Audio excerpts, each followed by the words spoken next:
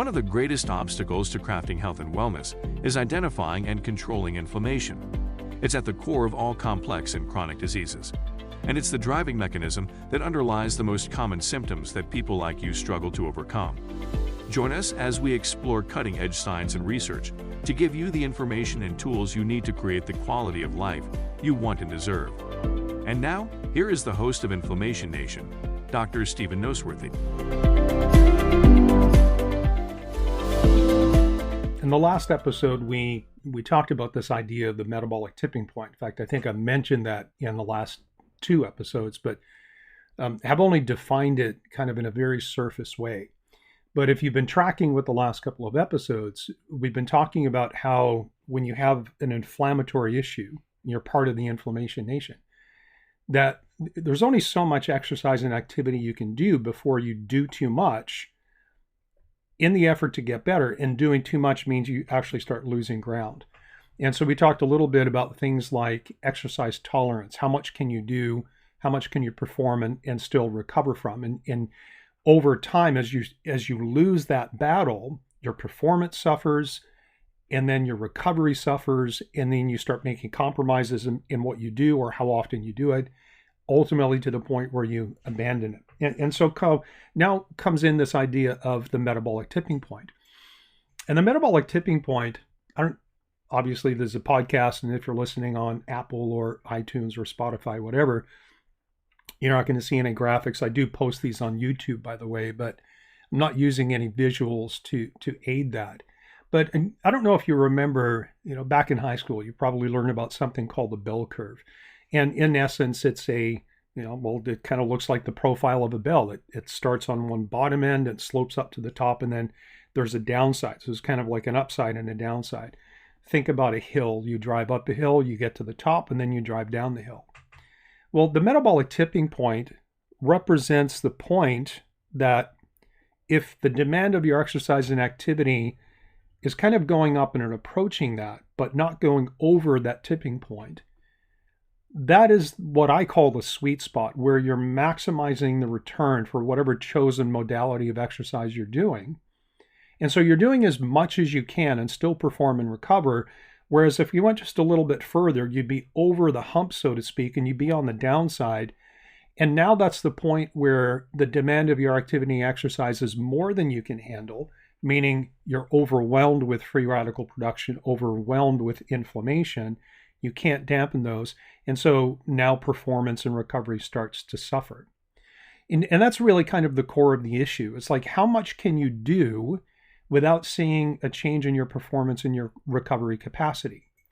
So referring to something that I said in the last episode, one of the questions on my personal coaching intake questionnaire is basically, what is your exercise tolerance? And one of the potential answers is, I can exercise a little, but it's easy to overdo it. That is somebody who is playing around. They're just kind of like riding the line of, I'm very close to my tipping point and I'm almost over it. I mean, clearly, if you're over your metabolic tipping point, you are by necessity going to have to reduce volume and intensity and frequency of exercise and activity.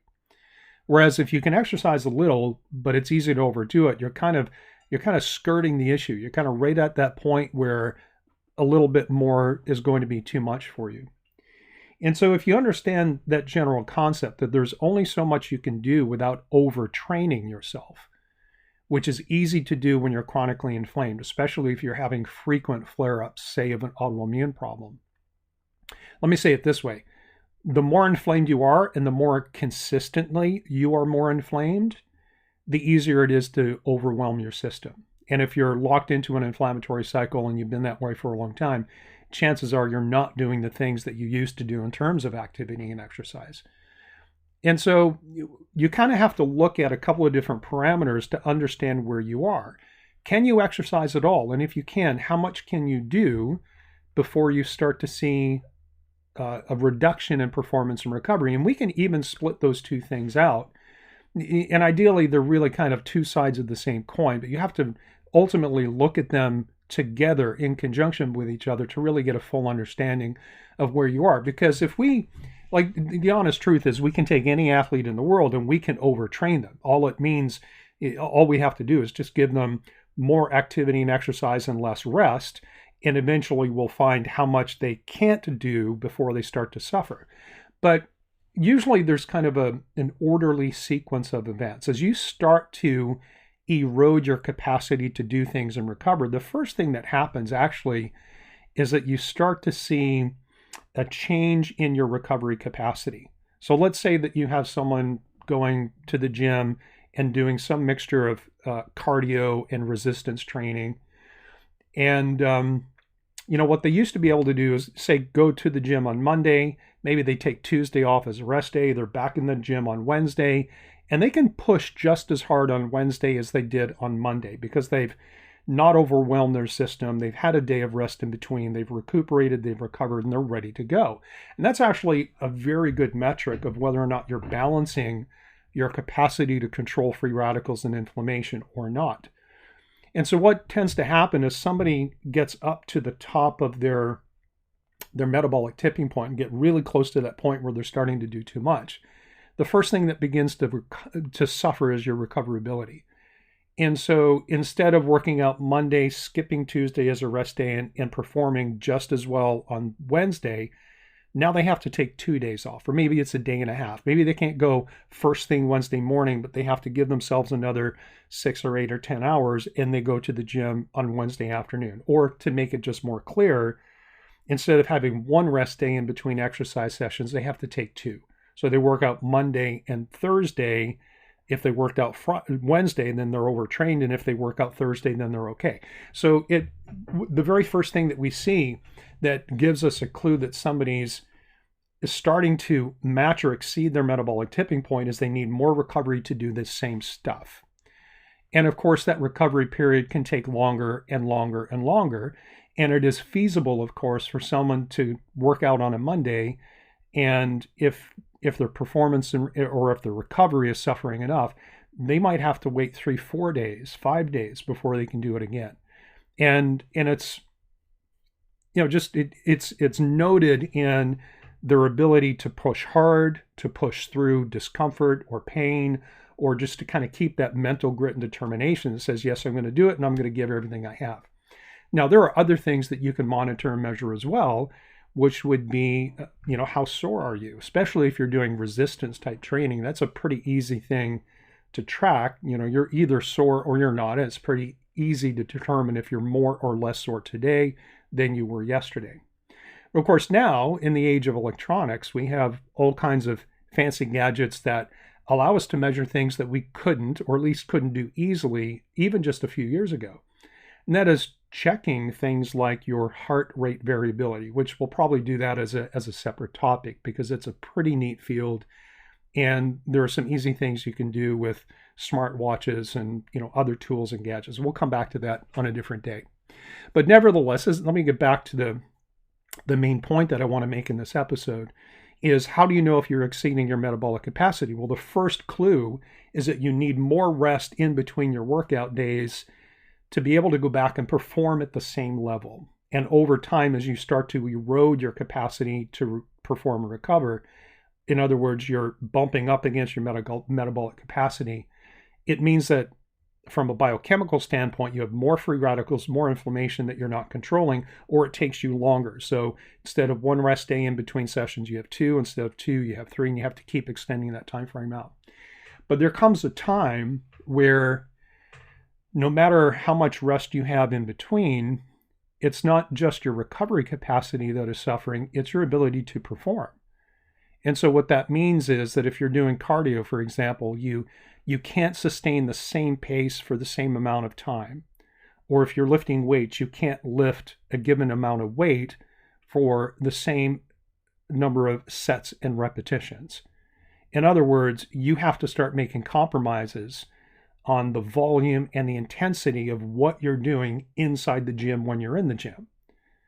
So the first step where you start to lose ground is in your recovery capacity, meaning your recovery window has to be longer. And the second clue is that you have a decrease in your performance. Now, sometimes what happens before you see a decrease in performance is you start to see these kind of chronic overuse injuries crop up. And this is something that doesn't show up with everyone, but when it does, it's a clear indicator. And what that might look like is someone who, they can go to the gym and they can get the work done, but maybe it takes another 15 minutes of warm up and prep work. Maybe they have to do a lot of soft tissue mobilization and rolling, or they have to do more warm up sets to be able to perform at the same level. But as long as they do that, they're okay. So now all of a sudden we have kind of 3 relatively clear things to look at to determine whether or not you are starting to violate your own capacity to perform and recover. So the first thing is looking at your recovery window.